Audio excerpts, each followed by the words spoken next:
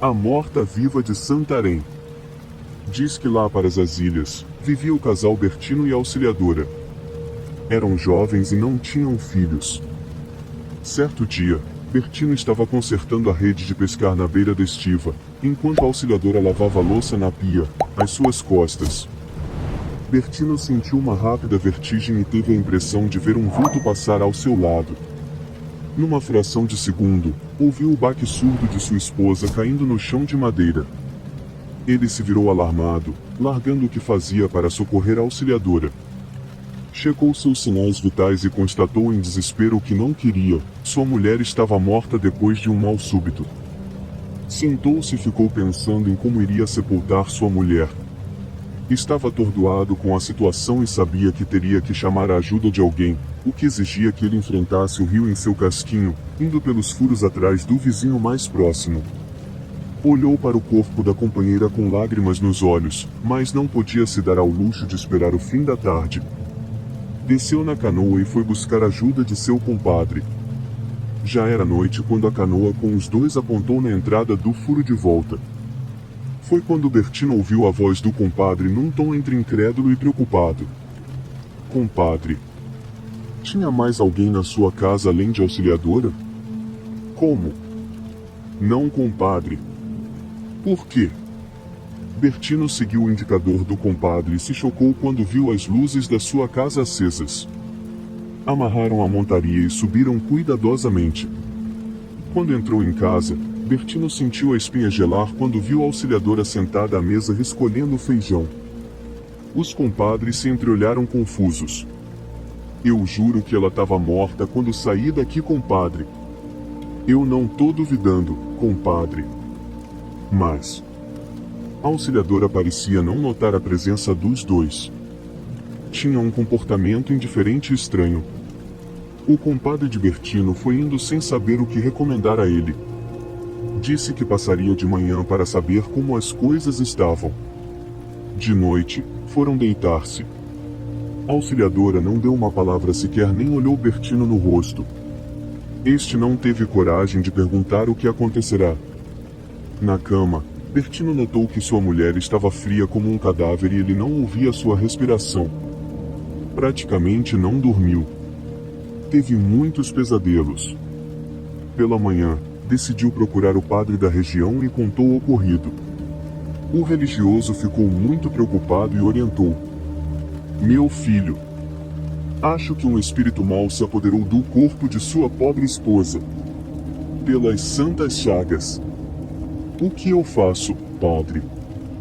Faça assim. Reze um Pai Nosso e um Creio em Deus Pai nas costas dela para ver o que acontece. Bertino assentiu conformado. Quando chegou em casa, viu a esposa de costas na pia, lavando louça. Parecia que estava meio repensa para a direita e mais magra que antes. Arrepiado, ele seguiu o conselho do padre e começou. Pai nosso que estás no céu. Santificado seja o vosso nome. A Auxiliadora se retesou subitamente e largou a louça na pia. Em seguida soltou uma espécie de silvo de cobra. Bertino continuou. Venha a nós o vosso reino. A mulher fincou as unhas na beira da pia e deu um grito que gelou o sangue de Bertino. Ele fechou os olhos e continuou a rezar. A coisa começou a emitir grunhidos grotescos e exalar um fedor de carniça. Ouviu-se o baque do corpo caindo no chão. Bertino sentiu a mesma vertigem e viu o vulto passar de volta. Fez-se um silêncio e ele tomou coragem de ir até o corpo da esposa. Era a pobre Auxiliadora de novo no chão, dessa vez com uma expressão serena no rosto. Bertino finalmente chorou. Ele sepultou a pobre esposa e foi embora da casa onde aquelas coisas sinistras ocorreram. A casa na Granja Viana. Dizem os pesquisadores que os espíritos das pessoas que morrem de forma violenta ficam ligados ao local onde aconteceu a tragédia. Sabemos que os visitantes do além habitam em diversos locais em nosso mundo, mas o local de um crime poderia ser sua moradia definitiva? O relato a seguir é justamente sobre esse fato. Na metade da década de 80, meu pai comprou uma casa no município de Cotia, SP, no bairro Granja Viana. Nós só usávamos a casa nos finais de semana. Era uma casa muito boa com piscina e churrasqueira, e quem conhece a Granja Viana sabe que a vizinhança por lá é bem quieta e as ruas são desertas. Era um refúgio da vida urbana de São Paulo. Nós sempre íamos para lá. Mas o tempo passou e a minha família começou a passar por uma pequena crise financeira, e para não ter que vender a casa nós alugamos. Depois de alguns anos o meu pai deu uma volta por cima na crise em que estávamos passando e então paramos de alugar a casa. Mas como fazia muito tempo que não íamos para lá, perdemos o costume e raramente íamos, e depois de algum tempo simplesmente paramos de ir. A casa ficou quase que abandonada. Depois de quase 5 anos com a casa no esquecimento, recebemos uma ligação de um policial da região pedindo para o meu pai comparecer na delegacia local porque queriam falar com ele. O meu pai achava que ia ser alguma coisa sobre a casa parecer abandonada ou coisa parecida, mas quando ele voltou estava branco feito a parede. Quando chegou na delegacia, mandaram ele falar com um homem que já foi despejando tudo nele. O homem falou que era um detetive e que tinha conseguido o nosso telefone com um dos vizinhos e nos contou que tinha acontecido um crime na nossa casa, coisa pesada mesmo. 4 bandidos raptaram uma garota de 20 anos, levaram-na para nossa casa pensando que ela estava abandonada e fizeram de tudo com a garota, e no final mataram ela e enterraram o corpo no quintal, e levaram todos os documentos, dinheiro e joias dela. O detetive falou também que esse não era o primeiro crime que aconteceu lá, que esses 4 bandidos já tinham mantido 2 pessoas reféns de sequestro lá dentro e matado pelo menos mais 3 integrantes de uma gangue rival e enterraram lá. Eles procuraram e acharam a ossada dos 3 homens no nosso quintal. Falou para o meu pai que não precisava se preocupar, que tinham revirado o quintal todo e não acharam mais ninguém, e que os 4 bandidos que estavam usando a nossa casa para isso tudo já tinham sido presos. O meu pai estava arrasado. Tinham invadido o nosso paraíso e transformado ele num inferno. Ele falou que o quintal da casa estava todo revirado, estava todo esburacado, a piscina estava completamente imunda, um dos quartos da casa estava completamente ensanguentado e o sangue já estava todo seco. Falou que a casa estava fedendo a urina e estava toda pichada por dentro. A casa estava irreconhecível. A gente resolveu que ia reformar a casa e depois ia vender ela. Depois de muita dor de cabeça e muito tempo, a casa ficou como era antes.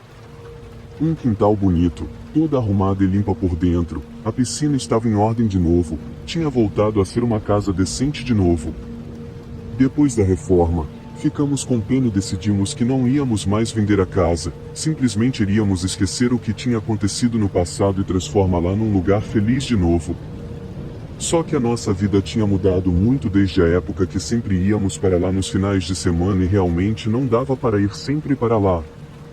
Como nós estávamos com medo que usassem a nossa querida casa para algum fim deturpado de novo, estávamos pensando em alugar a casa mais uma vez. Mas agora eu já estava mais velho, já tinha o meu carro e estava para sair de casa e começar a minha vida sozinho. Então tive a brilhante ideia de, em vez de alugarmos a casa, eu ir morar nela. Os outros podiam ir lá sempre que quisessem e a casa não ficaria abandonada. No começo não foi fácil tentar convencer eles, a minha mãe estava muito apreensiva em me deixar morar lá sozinho. Foi depois de muita conversa e muita insistência que eles me deixaram morar lá. E lá fui eu feliz da vida para a minha casa nova, morar sozinho e ser independente.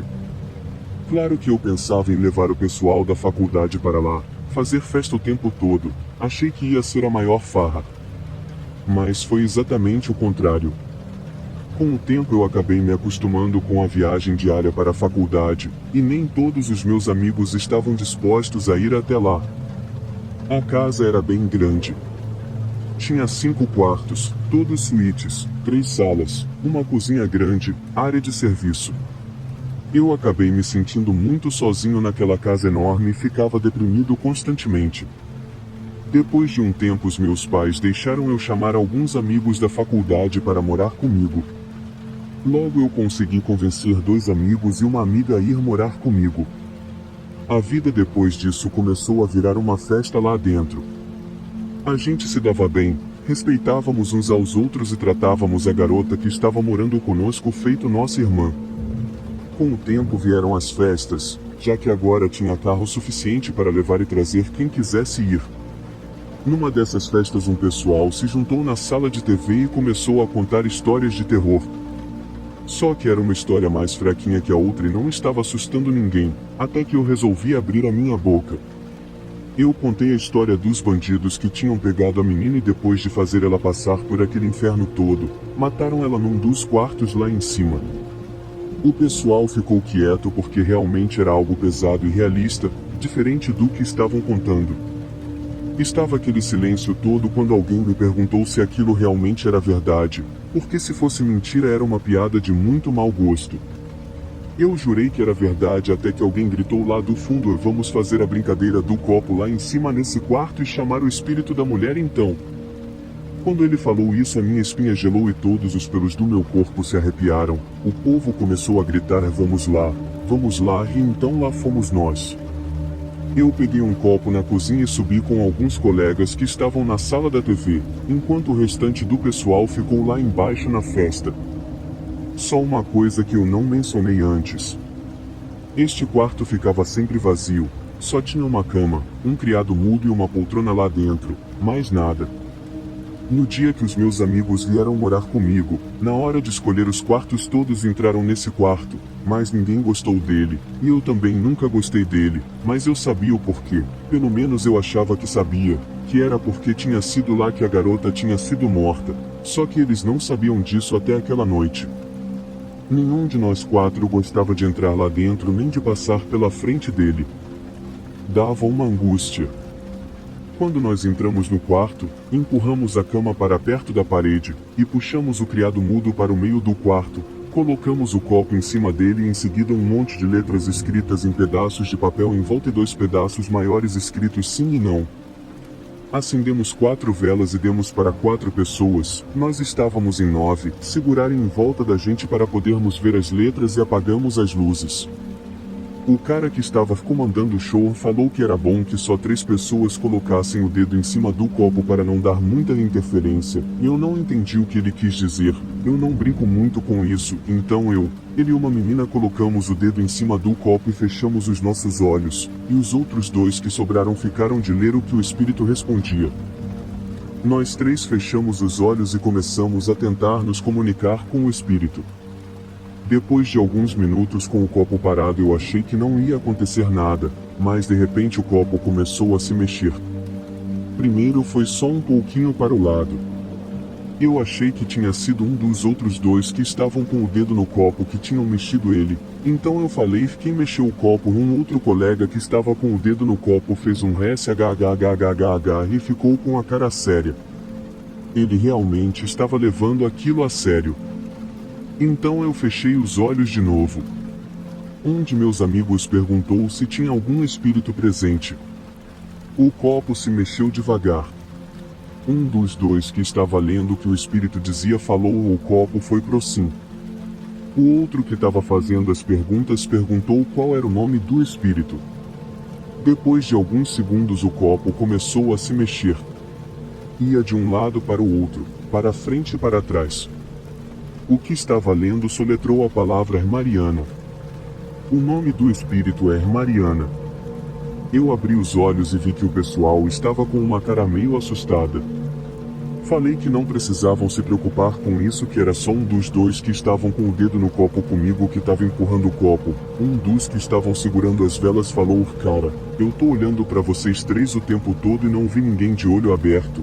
Como é que algum de vocês ia conseguir soletrar algo direito com os olhos fechados? O colega que estava fazendo as perguntas fez um SHHHH de novo e nós ficamos quietos. Eu fechei os olhos de novo, então ele perguntou se ela era o espírito da mulher que tinha morrido lá. O copo ficou parado. Um tempo passou, quase 1 minuto, e a gente estava para perguntar de novo quando o copo se movimentou violentamente para o lado. Parou no sim de novo. A garota que estava com o dedo no copo perguntou o que tinha acontecido lá. Imediatamente o copo começou a se mexer. O colega que estava lendo falou: não tá indo para lugar nenhum, só tá fazendo um 8. O copo ficou fazendo um 8 por um bom tempo. O outro colega que estava com o dedo no copo falou que a pergunta era muito complicada para responder. Então o copo parou. Ele perguntou há quanto tempo ela estava lá. Os dois que estavam vendo o que estava sendo escrito começaram a soletrar VAOMBORA. Vão embora. Por quê? Perguntou. VAOMBORA. De novo, vão embora. Acho melhor a gente parar com isso, porque? Perguntou de novo. O copo começou a se mexer muito rápido fazendo o sinal do 8. Eu comecei a ficar assustado, porque era praticamente impossível algum de nós conseguir fazer o copo ir tão rápido como estava indo sem fazer ele virar. Por quê? Ele insistiu de novo. De repente uma brisa bateu no quarto, mesmo as janelas estando fechadas, ficou frio lá dentro e as velas apagaram. O copo tinha parado de se mexer e ouvi um estalo. Um dos que estavam segurando as velas pulou para o interruptor para acender a luz. Quando o quarto ficou claro novamente, vi algo que me fez arrepender muito de ter levado adiante aquilo tudo. O copo estava todo trincado e as letras tinham voado todas de cima do criado mudo, -5, e MURT. Eu bati o olho e vi que aquelas 5 letras formavam algo familiar. A menina que estava com o dedo no copo simplesmente colocou o dedo em cima do I e colocou depois do T. Morte. E assim que ela tirou o dedo de cima do pedaço de papel ficou uma manchinha vermelha nele. O dedo dela estava sangrando, estava com um corte pequeno mais profundo. Eu acho que ela se cortou quando o copo trincou, mesmo eu e o outro colega não termos nos cortado. E realmente não dava para se cortar com o copo trincado, ele não tinha soltado lasca nenhuma, mas tinha sido nele, porque ele também estava com um pouco do sangue dela na roupa. O outro colega que tinha acendido a luz começou a falar que aquilo já era brincadeira de mau gosto. Que já era desrespeitar a garota que tinha morrido lá. Só que aquilo realmente não era brincadeira nenhuma. Quando ele abriu a porta irritado para sair, o resto do pessoal da festa estavam todos do lado de fora com caras de assustado. Eles falaram que começaram a ouvir uma garota berrando histericamente, mas estava gritando muito mesmo, pedindo ajuda. Todo mundo subiu correndo, pois parecia que estavam matando alguém lá em cima. Quando subiram, viram que a gritaria estava vindo de dentro do quarto que nós estávamos. Eles tentaram abrir, mas a porta estava trancada. Só que nós não tínhamos trancado a porta do quarto. Eles falaram que bateram na porta e até tentaram arrombar ela, mas a porta não cedeu nem um pouco, e a cada segundo que passava a gritaria ficava mais pesada, desesperada e histérica. Só que a gente não ouviu grito nenhum lá dentro. Mas de repente tudo parou e a porta abriu. A gente jurou que a porta estava aberta, mas ninguém acreditou. Eles acharam que era alguma brincadeira de mau gosto e desceram furiosos, pois aquilo não era brincadeira que se fazia. Depois de um tempo todo mundo foi embora, nós tivemos que levar a maioria para casa, e quando voltamos a menina e outro colega que moravam comigo perguntou o que tinha acontecido. Eu e o outro amigo contamos a história, mas eles não acreditaram muito. Quando a gente perguntou o que eles tinham ouvido, eles falaram que só ouviam gritos de uma mulher falando pelo amor de Deus, alguém me ajuda e coisa assim. Eu contei a história da garota que tinha sido morta lá dentro da casa e eles ficaram bravos por eu não ter contado a história antes. Mas deixamos tudo de lado e fomos dormir. No dia seguinte levantamos para arrumar a casa, que estava uma bagunça. Quando tínhamos arrumado quase tudo, eu falei: ainda falta o quarto do meio lá em cima. Só que eu não vou lá sozinho. O colega que estava comigo na noite anterior foi junto, e lá estava o quarto como nós o tínhamos deixado. Com os 5 pedaços de papel em cima do criado mudo, o copo trincado no meio dele, as velas do lado do copo e o resto dos papéis espalhados pelo quarto. A gente pegou tudo correndo, colocou num saco de lixo e jogou fora. Depois daquele dia, coisas estranhas começaram a acontecer pela casa. Sussurros pelos cantos, portas batendo com violência mesmo sem ter corrente de ar dentro da casa, luzes que acendiam e apagavam, e às vezes os gritos que vinham do andar de cima que rasgavam a alma. Era algo que dava um medo desgraçado. Um dia estávamos nós quatro chegando da faculdade, estávamos no mesmo carro. Quando nós saímos do carro eu olhei para casa e vi uma sombra na janela. Eu fiquei apavorado, mas quando os outros olharam, já não tinha mais nada na janela. Eu fiz todo mundo revirar a casa toda, mas não achamos ninguém lá dentro. Depois de algum tempo os nossos nervos já estavam à flor da pele, qualquer barulho e a gente já pulava assustado. Não demorou muito para que os outros começassem a ir embora. Primeiro foi um dos rapazes. Ele deixou pago o aluguel de 2 meses, mas falou que não ficava mais lá, que não aguentava mais acordar no meio da noite com a impressão de que tinha alguém no quarto dele. Várias vezes a gente achou ele dormindo no sofá da sala de manhã. Depois de 1 mês foi a garota que foi embora. O quarto dela ficava do lado do quarto que a menina tinha sido morta. Ela falou que de noite escutava batidas nas paredes, vindas do outro quarto. E se ficasse tudo quieto ela podia ouvir um choro bem baixo perto da parede. Nos dias anteriores, antes dela ir embora, ela já não dormia direito, estava com umas olheiras enormes e andava de muito mau humor. Na noite que ela foi embora aconteceu o seguinte: estava finalmente quase dormindo, o que estava sendo muito difícil para ela nos últimos dias. Quando estava pegando no sono, ouviu uma voz feminina berrando com toda a força no ouvido dela: sai daqui! Vai embora! Me deixe em paz! Levantou-se da cama com um pulo, acendeu a luz rapidamente, mas não tinha mais ninguém no quarto dela, só ela mesma. Ela saiu do quarto chorando, falando que não aguentava mais aquilo e que ia embora. A gente conseguiu acalmar ela, mas ela simplesmente pegou algumas coisas, entrou no carro e foi embora. Ela voltou no final de semana para pegar o resto das coisas dela e nunca mais pisou naquela casa de novo.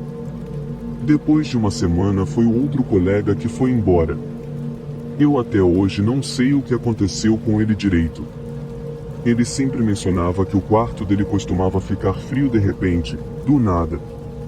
Mas não o quarto todo, só em alguns lugares, o que me fez pensar que tinha alguma corrente de ar lá dentro. Um dia ele estava tomando banho e depois de uns 5 minutos saiu correndo e gritando de dentro do banheiro, peladão mesmo. Eu fui ver o que era e ele falou que não era nada. Ele me fez ir até o banheiro com ele para desligar a água, depois botou uma roupa e estava falando para a gente ir embora da casa.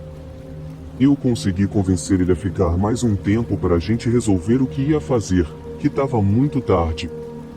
Ele falou tudo bem, que ia ficar lá, mas que ia dormir no meu quarto comigo.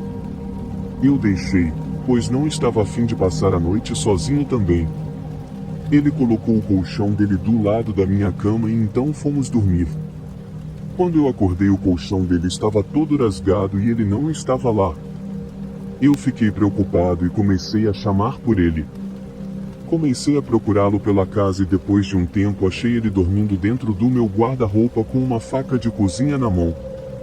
Acordei ele, depois ele me falou que acordou com a faca na mão e que tinha alguém segurando a perna dele. Ele perguntou se era eu, respondi que não, falou que ouviu um grito desumano e uma mão misteriosa começou a apertar a perna dele bem forte, até machucar. Ele começou a esfaquear o colchão e correu para o armário e ficou lá dentro. Ele não sabe como eu não acordei com o grito, pois foi um grito bem estridente e alto. Ele pegou as coisas dele e se mandou. Eu fiquei lá sozinho por mais um tempo, mas não aguentava aquela solidão e aquela casa já estava começando a me afetar. Era normal eu ir dormir no carro porque estava com medo de ficar dentro da casa. Depois de um tempo eu resolvi ir embora da casa, porque eu já estava ficando louco e paranoico. Eu estava vendo vultos no escuro em todos os cantos da casa, ouvia sussurros de noite, no meu quarto quando estava para dormir, ouvia gritos vindo do quarto do meio lá de cima. A coisa estava de um jeito que, ou eu saía de lá, ou eu ia para um hospício. Eu acabei voltando a morar com os meus pais. Falei para eles que a casa era muito longe para ir e vir todo dia e era por isso que eu estava sempre cansado e estressado. Meu pai tentou alugar a casa novamente, mas ninguém conseguia ficar mais de 6 meses com ela alugada. Agora ela está lá sem uso pois não conseguimos alugar ela e não usamos. Daqui a pouco vai estar uma verdadeira casa fantasma abandonada. Mas eu sei o que passei e nunca mais chego perto daquela casa de novo.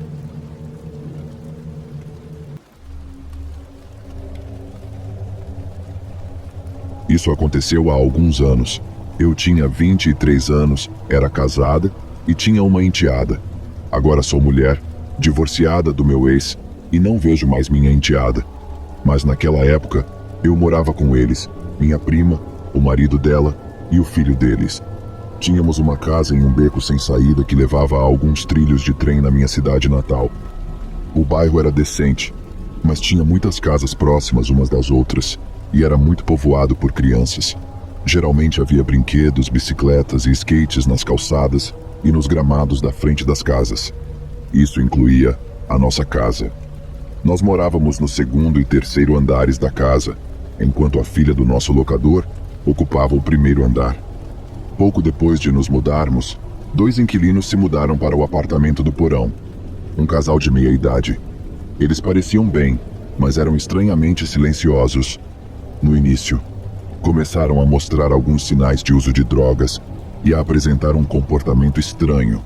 Por exemplo, eles gritavam a plenos pulmões um com o outro por causa de coisas insignificantes, como querer uma carona para algum lugar e não querer dar a carona.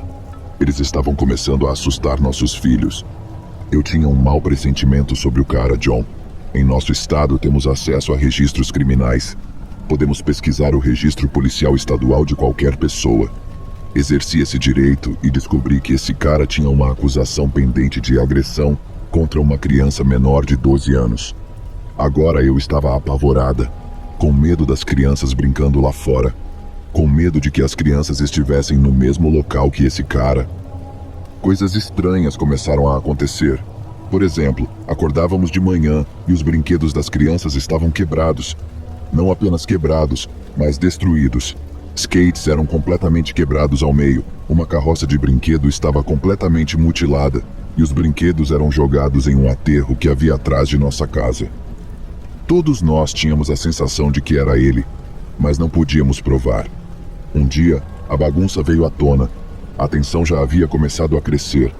Estava claro que não gostávamos um do outro, mas todos eram tão passivos e agressivos em relação a tudo. Até esse dia, eu estava deixando meu ex no trabalho, enquanto minha prima ficava de olho nas crianças, enquanto elas brincavam no quintal cercado da casa do vizinho. Meu telefone tocou quando eu estava a alguns quarteirões de distância de casa. Era a minha prima. Lembro-me dela dizendo: "Acho que vamos ter um problema."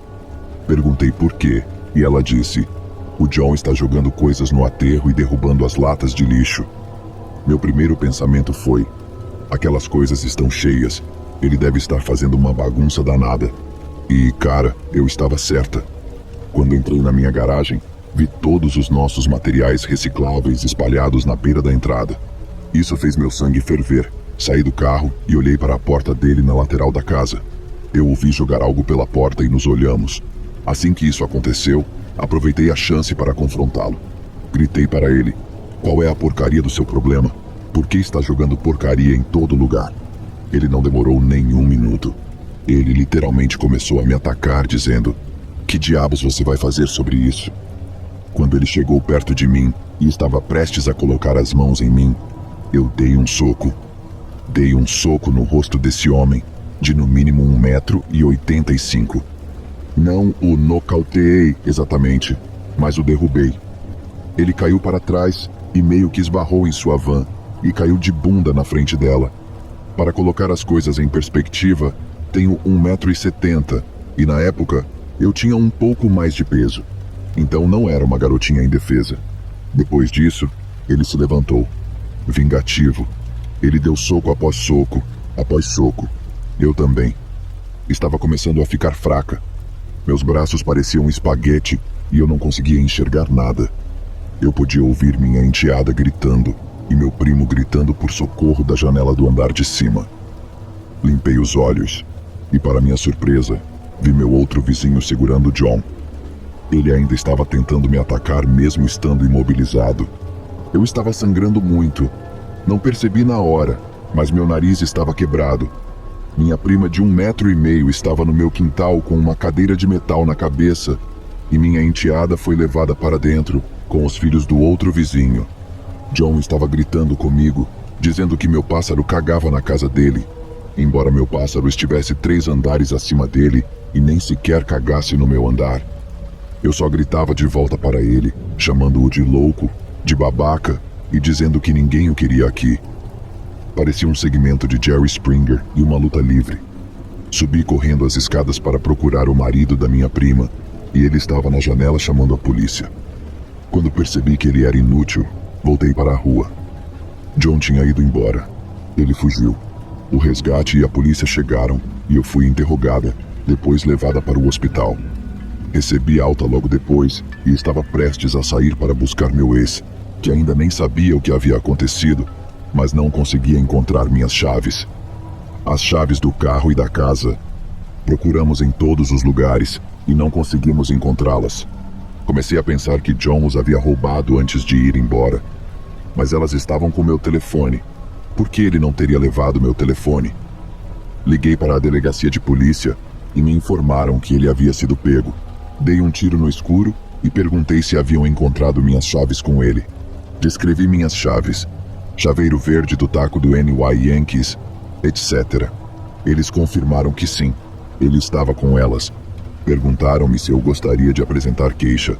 É claro que eu disse sim. Havia uma ordem de não contato ativa, mas tecnicamente eles não podiam obrigá-lo a sair de casa. Isso dependia do meu locador.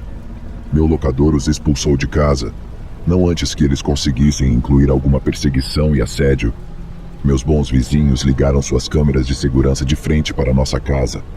Certa manhã, a namorada dele estava na frente da casa gritando todo tipo de coisa desagradável para nós. Quando vimos a filmagem, o que não pudemos ver foi que ele estava parado bem na nossa porta. Ela era a isca, ele era o anzol. Graças a Deus não mordemos. Nós o pegamos fazendo outras coisas assustadoras, como ele arrastando-se em volta do meu carro. Sem fazer nada, apenas rastejando pelo carro como se fosse um gato ou algo assim. Coisa estranha. Eles se mudaram e tudo ficou em paz pelo resto do tempo em que estivemos lá. Ainda os vejo aqui e ali, geralmente andando e parecendo irritados.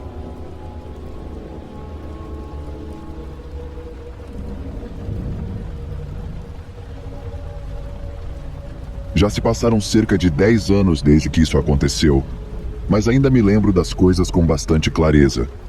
Devo observar que essa história é contada do meu ponto de vista, e gostaria de ter a perspectiva da minha mãe também. Ela simplesmente não se lembra dos eventos tão bem quanto eu. Para contextualizar, eu morava em uma cidade de médio porte no sul dos Estados Unidos, onde a principal coisa a fazer na época era ir ao shopping. Claro, tínhamos cinemas e algumas pistas de boliche, mas além disso, não havia muito o que fazer na cidade. Minha mãe trabalhava em uma loja de departamentos localizada no shopping e, não tendo nada melhor para fazer, eu ia regularmente sentar na sala de descanso enquanto ela trabalhava. Isso me dava um motivo para sair de casa, e se eu quisesse, podia passear pelo shopping ou comprar algo para comer na praça de alimentação. Sinceramente, porém, eu era tímida e preferia ficar na sala de descanso jogando videogame no meu Nintendo 3DS. Em geral, os colegas de trabalho da minha mãe eram muito gentis comigo e frequentemente apareciam para me cumprimentar ou apenas para ver como eu estava durante o tempo livre. Se eu tivesse a sorte de ir com a minha mãe nos fins de semana, geralmente conseguia convencê-la a buscar minha amiga. Na verdade, estávamos namorando, mas como éramos meninas, eu não queria que isso fosse revelado, para ir conosco. Ir ao shopping significava que eu estava livre das tarefas domésticas, e era uma maneira barata de conseguir um encontro secreto de vez em quando. Minha namorada, no entanto, nunca gostou de ficar na sala de descanso comigo. Ela sempre queria passear pelo shopping. Devo observar que ela realmente gostava de caminhar, portanto, não era fora do comum querer fazer isso no shopping também. Eu só não gostava de caminhar tanto quanto ela, então tentava me esquivar sempre que podia. Em geral, eu conseguia convencê-la a ir até uma loja próxima e dar uma olhada ou a pegar algo na praça de alimentação em vez de caminhar, mas percebi rapidamente que ela não estava tentando realmente me fazer caminhar. Ela simplesmente não queria ficar na sala de descanso. Minha namorada era mais perspicaz do que eu, e presumi que ela simplesmente não gostava do ambiente da sala de descanso por algum motivo. Por um tempo deixei passar, mas acabei ficando frustrada e perguntei diretamente o que realmente a estava incomodando na sala de descanso. Achei que ela fosse me dizer que era muito apertada, ou que as luzes que se apagavam aleatoriamente a deixavam desconfortável, coisas que também me incomodavam. Mas não. O que ela me disse foi que ouvia coisas no teto, como se alguém estivesse andando por lá. Eu havia aprendido com minha mãe que havia um cômodo no teto, mas não era para andar, era para manutenção. A maioria das coisas lá dentro era fiação e isolamento, mas tecnicamente alguém poderia subir lá. Então contei isso à minha namorada e disse que provavelmente era um funcionário que estava lá para consertar coisas. Ela disse que não havia problema, mas que não gostava muito daquilo e ainda preferia caminhar ou sentar-se na praça de alimentação. Eu entendia seu desconforto e queria ajudar, então concordei. Tínhamos um relacionamento muito bom no sentido da comunicação, e embora eu tenha ficado irritada, queria garantir que ela se sentisse confortável. Mais tarde naquele dia, mencionei o que minha namorada havia me dito e perguntei o que estavam consertando no teto. No entanto, minha mãe pareceu aflita e disse que não estavam consertando nada naquele dia, mas queria que eu visse algo. Minha mãe me levou para a sala de recebimento da loja de departamentos, que era apenas uma sala nos fundos, cheia de caixas e lixo aleatório que a loja colocaria à venda. O layout dessa sala, no entanto, era uma espécie de L. Uma parte do L era usada para receber, mas a outra parte era o caminho para o teto. Devo esclarecer nesta próxima parte que para entrar no teto, a loja teria de chamar a equipe de manutenção do shopping. Eles não tinham uma escada nem nada à mão para subir lá, pois seria um risco à segurança.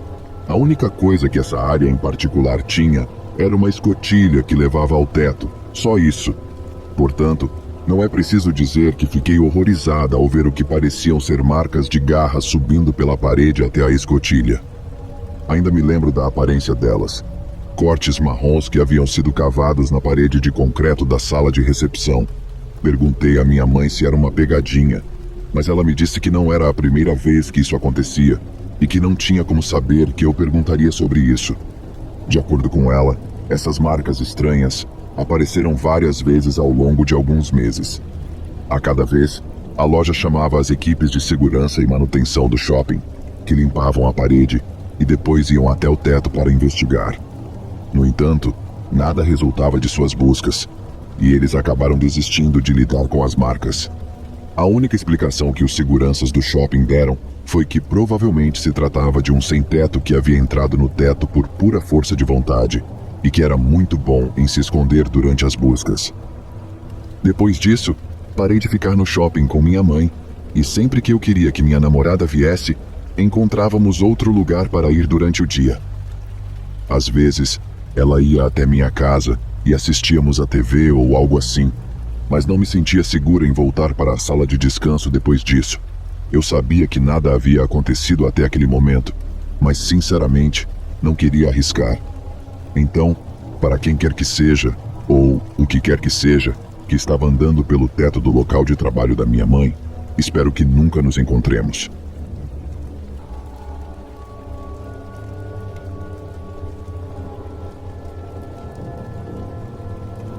Meu amigo morava em uma cidade super rural, pequena, no interior, e eu tinha ido passar o verão com ele na casa de seus avós.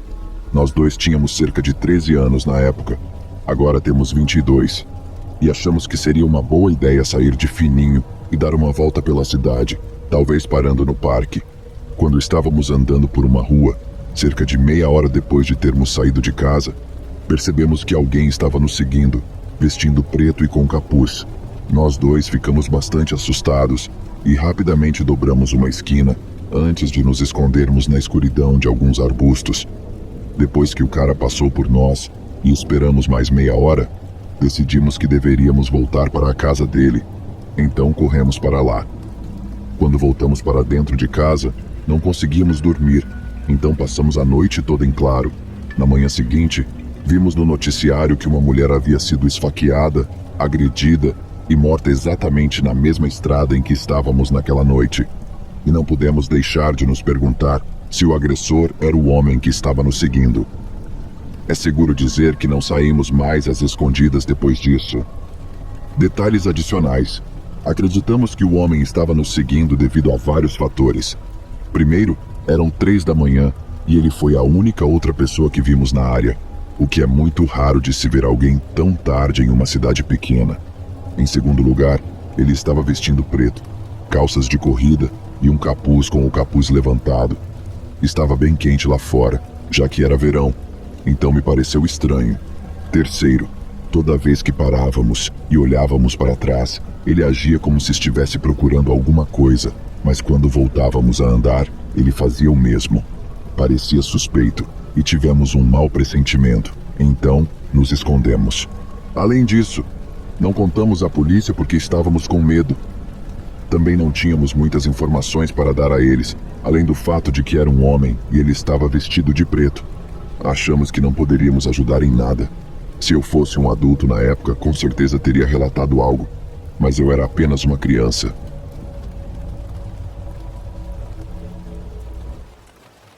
A professora fantasma. Havia uma grande escola que tinha fama de ser assombrada. Construída no século passado, o prédio possuía muitas salas e corredores aterrorizantes. Uma das lendas em torno do local dizia que uma professora infeliz por ser abandonada por seu noivo se suicidou em uma das salas. Dizem que uma das inspetoras encontrou a pobre mulher enforcada, sua face estava branca e a língua lançada para fora. Na época, o pessoal da escola escondeu o fato, pelo tempo máximo que pode a fim de evitar que a escola ficasse mal falada. Depois deste ocorrido, algumas pessoas diziam ouvir choros e murmúrios pelos corredores durante a noite. Mas o que ajudou a aumentar a fama de assombrada no local ocorreu quase 60 anos depois da morte da professora. Durante uma das aulas noturnas, uma adolescente ficou até mais tarde para terminar um trabalho escolar e, quando estava indo embora, percorrendo o longo corredor, passou por uma sala onde avistou uma mulher escrevendo no quadro negro. Estranhou suas vestimentas e procurou observou mais um pouco quando, de repente, a mulher virou-se e a menina sentiu suas pernas tremerem, seus cabelos se arrepiaram e uma sensação de pânico a invadiu. A mulher não tinha rosto, sua face era lisa e tenebrosa. Com um grito de horror, a garota venceu seu medo e saiu correndo, fugindo daquela estranha criatura. Já fora do local, enquanto era atendida por pessoas que foram atraídas pelos seus gritos, ela lembrava das palavras escritas no quadro negro: "Por favor, me ajude, eu estou no inferno." Olhos vendados. Os meus convidados gostam de sentir dor. O meu trabalho é causar dor nos meus convidados. Todos os dias eu espero meu marido sair de casa. Nós moramos em uma casa luxuosa em um condomínio de 4 estrelas, na saída da cidade. O que eu faço aqui é extremamente sigiloso, e os porteiros são muito bem pagos por mim para deixarem meus convidados entrarem, sem nunca assinarem a folha de visitantes. Meu marido nunca desconfiou de onde eu tiro dinheiro para comprar minhas roupas, joias, sapatos e bolsas caras. Ele acha que ele me dá tudo, e acha que eu passo o dia com outras mulheres, fazendo compras, ou em algum clube idiota. Mas eu não tenho paciência para isso. Enquanto recebo meus convidados, eu uso um corpete de couro preto, botas pretas que vão até os joelhos, com saltos de 12 centímetros, uso uma máscara de renda e prendo meus cabelos loiros em rabo de cavalo. Meus lábios sempre estão maquiados com batom muito vermelho. Meu marido pensa que a roupa de masoquista é para usar só com ele, um fetiche, o bobo. Mas apesar do que você deve estar pensando agora, eu nunca transei com nenhum dos meus convidados. Bem, eu até já tive que assistir um casal fazendo sexo, mas eu nunca me envolvi. Meu trabalho consiste apenas em mandar e maltratar, e eu recebo muito bem por isso. Quando chega um convidado, eu ordeno que tire a roupa e use apenas cuecas ou calcinha. Eu começo vendando-os. Gosto de derreter vela nos mamilos, gosto de ver como eles vão endurecendo, e a cera vai ficando opaca sobre a pele. Algumas vezes eu os amarro e faço lamber minhas botas, minhas mãos enluvadas, faço com que imitem animais, amarro em posições desconfortáveis e bato com um chicote. Mas para algumas pessoas isso não é suficiente, e por alguns zeros a mais na hora do pagamento eu me permito ir mais além. Eu não sei bem o nome que se dá para isso, mas certamente não é apenas masoquismo, é tortura. Como alguém sente prazer com isso eu não sei. Mas há homens que deitam de costas e colocam o pênis em uma superfície que preparei, com um buraco no centro, eles inserem o pênis e os testículos no buraco e eu piso com o salto. Alguns gostam quando sai sangue pela uretra. Mas isso não foi o mais longe que eu cheguei, infelizmente. Lembra que eu disse que eu nunca me envolvi? Então, isso foi até 2 dias atrás. Eu tinha um cliente, que vamos chamar aqui apenas de Sr. T, que gostava de sentir dor mais do que todos. Ele era um tipo diferente, todos os homens que chegavam aqui estavam eufóricos, com sede de prazer, com ereção constante, mas o Sr. T não, ele nunca demonstrava sentimento algum até que eu começasse a bater nele. Até 2 dias atrás, o Sr. T se satisfazia apenas com fetiches comuns, sem deixar muitas marcas. Mas naquele dia ele pediu algo diferente. Eu quero que você me enforque, enquanto você me chicoteia, e eu me masturbo, ele disse. Começamos com algo que ele não tinha tentado antes, mas algo normal, comparado ao que outros pediam. O Sr. T já estava ficando com o rosto muito vermelho, quando eu tirei a corda que laçava o seu pescoço, e a venda. Ele tomou fôlego e falou, por que você parou? Eu não pedi. Naquele momento, eu disse a ele, que tínhamos somente mais 40 minutos, pois a sessão estava acabando. Grosseiramente ele balançou a cabeça, vendou a si próprio e pediu que eu continuasse. A sessão continuou, e eu descobri a verdadeira intenção do Sr. T, ele queria se matar, e fez isso na minha casa. Quando o Sr. T parou de se masturbar e ficou pendurado pela corda, com os braços pendendo, eu entrei em desespero e só consegui pensar em cortar a maldita corda depois de alguns minutos. Ao retirar a venda, o homem estava com os olhos estufados para fora, com saliva pingando da boca com a língua enrolada, e o pescoço estava fino, marcado, cheio de hematomas, devido ao peso do homem exercido no laço. Eu fiquei parada, sem saber o que fazer. Quando meu marido chegou em casa, ele não notou nada, pois eu havia tirado o Sr. T, colocado no próprio carro, e abandonado o veículo em uma mata longe da nossa casa. Voltei a pé alguns minutos até encontrar área no celular e pedir um táxi. Voltei para a casa de roupão, cobrindo o corpete. Limpei tudo e deixei a casa brilhando para o meu marido. Agora, graças ao Sr. T, eu acrescentei mais um serviço à minha lista, e confesso que adoro matar esses homens e mulheres, de olhos vendados. O espelho. Vou dar-lhes de muita boa fé um conselho que devem seguir até o fim de suas vidas: nunca chore em frente a um espelho. O porquê o passado mesmo responde. Isso aconteceu no sul do país, uma cidade na qual a maioria da população era formada por descendentes de alemães. Na época uma forte onda de frio adoeceu muitos e chegou a matar os mais frágeis, aqueles de pouca idade ou sem condições de ter um tratamento bom. O nome da garota era Manuela, e como uma boa guria sempre respeitou sua família, nunca se afastando ou seguindo as más companhias. Porém, mesmo muito boazinha, sua avó sempre dizia à sua mãe, essa Manuela, desse jeito que é, já já aparece buchuda. A menina ouvia tudo calada, rangendo os dentes de raiva, querendo gritar, que na realidade, ela não era assim, não era rodada.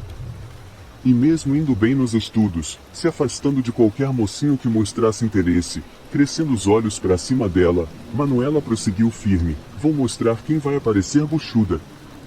Um dia, bem de tardezinha, Manuela chegou em casa e pela fresta da porta ouviu uma conversa. Mesmo muito educada, não tampou os ouvidos a tempo, nem tentou.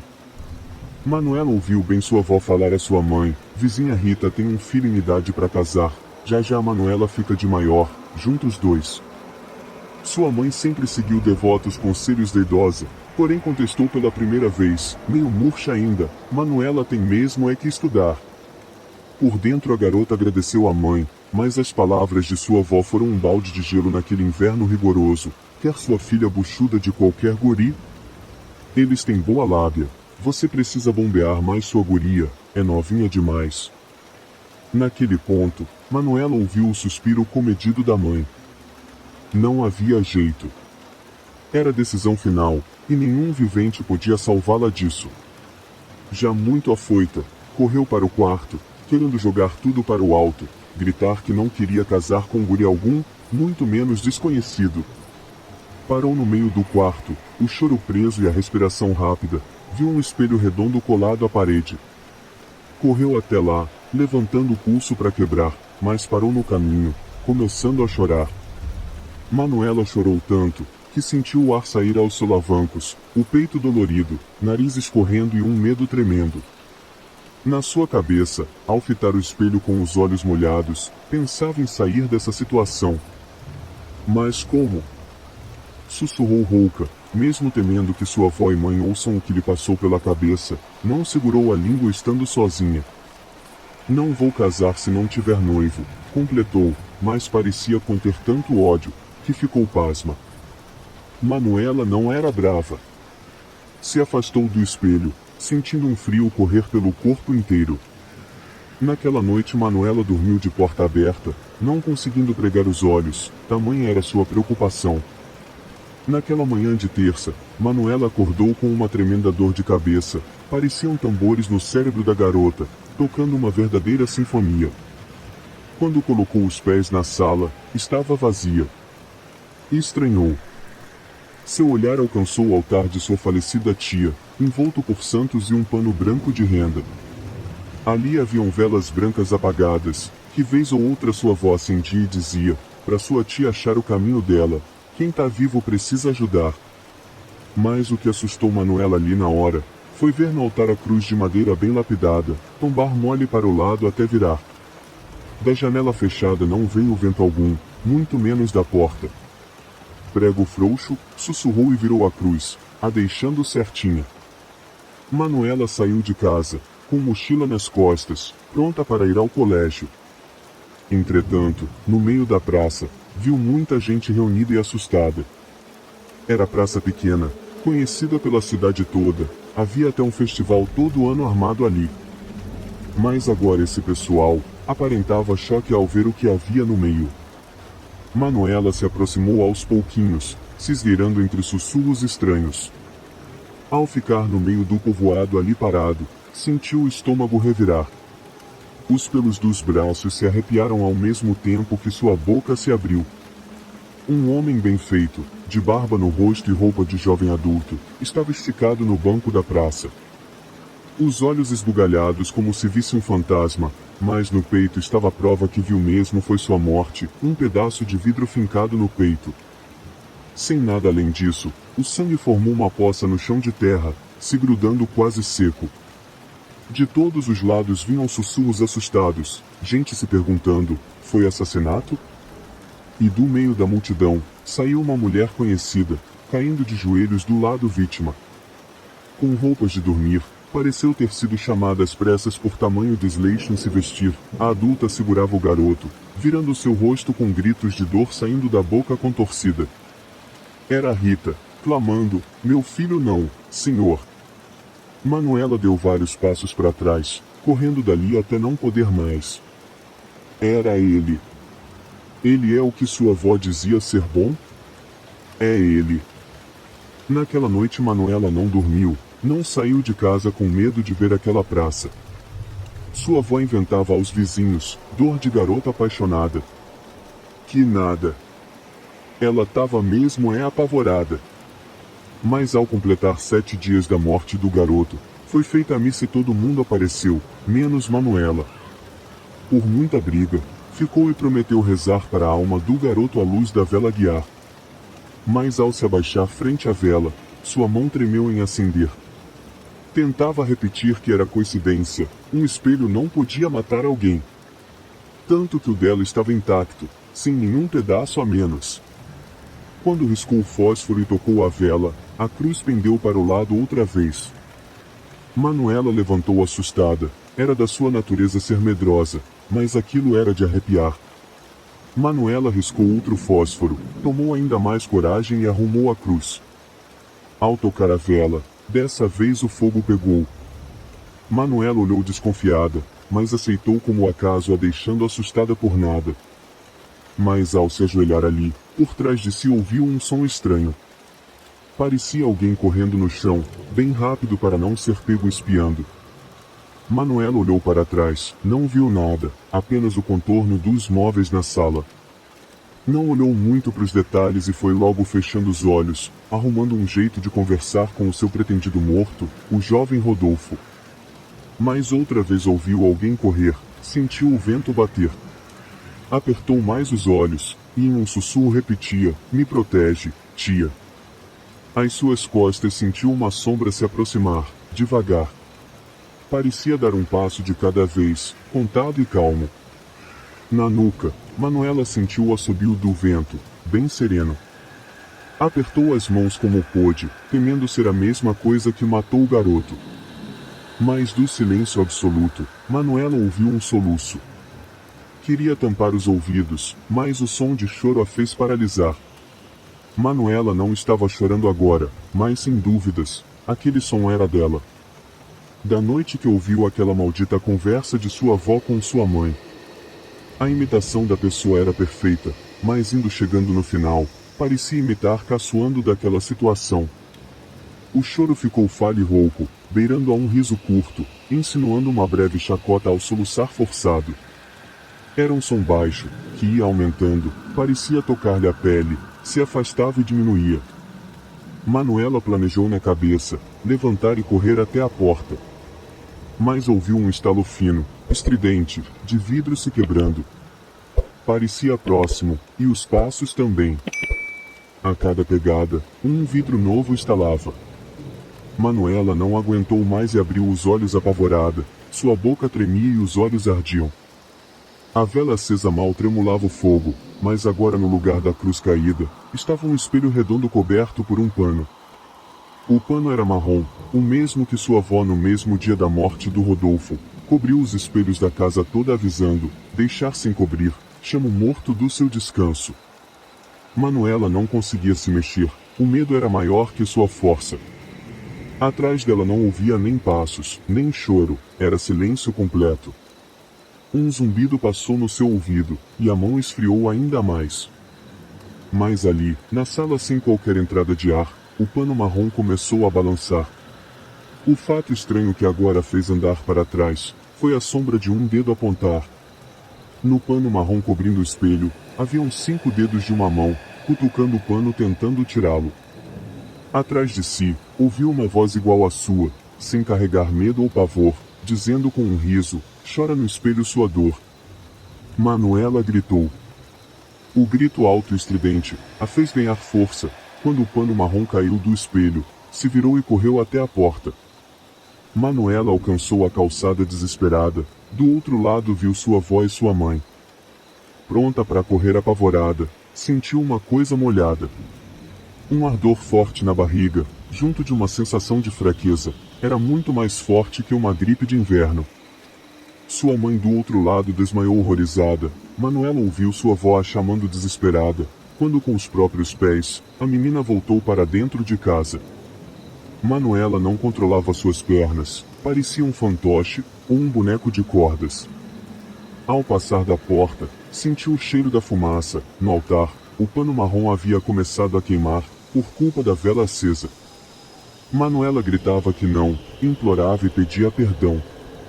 Não tinha culpa. Não matou ninguém. Não cometeu pecado. Manuela ouviu a porta da entrada bater, impedindo qualquer um de entrar, e ela de sair. Seus pés, com calma, alcançaram a sala. No altar tudo queimava, o fogo aos poucos se alastrava. Menos o espelho, esse refletia a parede oposta. Manuela foi obrigada a ficar frente a ele, lutando para não abrir os olhos, mas sentiu os toques bruscos. Mãos de ambos os lados a obrigando, puxando suas pálpebras, esticando a pele molhada dos olhos até abri-los à força. Aquele gesto bruto, não era humano. Manuela viu no espelho fumaça, apenas isso. E do meio, além de braços e confusão, viu seu desespero. Sua morte. Seu rosto choroso queimava em chamas, gritando por dentro. Manuela não conseguia dizer nada, mas seu reflexo falava: não vai casar se não tiver noivo. Na manhã seguinte foi manchete no jornal, uma notícia sensacionalista, longe de ser realidade: garota viúva antes de casar, morre em incêndio proposital. Mas no final da matéria, consideraram crucial informar que o único objeto da casa a se salvar foi um espelho redondo, adornado de madeira. De todos sofrendo a morte, a única que imaginava a verdade era a avó de Manuela, essa sim sabia. Ela viu uma sombra atrás da menina, a fazendo voltar para dentro da casa, mesmo tendo o vidro enfiado nas costas. E para a família toda, sempre dizia, pois ouviu a neta pedir ao espelho a morte do filho de Rita, no espelho, só sorria.